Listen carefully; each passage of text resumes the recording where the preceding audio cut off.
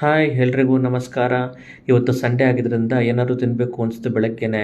ಇವತ್ತು ಅಪ್ಪೀಸ್ ಗ್ಯಾಂಗ್ ಹೊರಟಿದ್ದೆ ಚಿಕ್ಕನಾಯಕನಹಳ್ಳಿ ಕಡೆಗೆ. ಚಿಕ್ಕನಾಯಕನಹಳ್ಳಿ ಮಾರ್ಗವಾಗಿ ಪ್ರೈವೇಟ್ ಬಸ್ ಸ್ಟ್ಯಾಂಡ್ ಹತ್ರ ಅಲ್ಲಿ ನಾವು ರೈಟ್ ತೊಗೊಬೇಕು.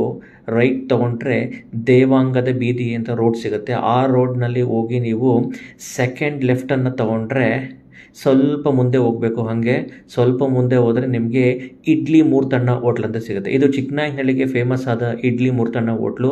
ಬನ್ನಿ ನೋಡೋಣ ಈ ಹೋಟ್ಲಲ್ಲಿ ಏನೇನು ಸಿಗುತ್ತೆ ಅಂತ. ನಾವು ಹೋಗೋಷ್ಟಾಗ ಆಲ್ರೆಡಿ ಎಲ್ಲ ಜನ ಬಂದಿದ್ದರು, ಸೊ ಎಲ್ಲ ತಿಂತಾಯಿದ್ರು. ನೋಡಿ, ಇದೇ ಇಡ್ಲಿ ಮೂರ್ತಣ್ಣ ಹೋಟ್ಲು. ಈಗ ನೋಡಿ, ಇವರು ಇಡ್ಲಿನ ಸರ್ವ್ ಮಾಡ್ತಾರೆ. ನೋಡಿ, ಬಿಸಿ ಬಿಸಿ ಇಡ್ಲಿ, ಅದ್ರ ಮೇಲೆ ಈರುಳ್ಳಿ ಪಲ್ಯ ಮತ್ತು ಚಟ್ನಿ ಹಾಕಿದ್ರು. ನೋಡಿ, ಇವರೇ ಮೂರ್ತಣ್ಣ ಅಂತ.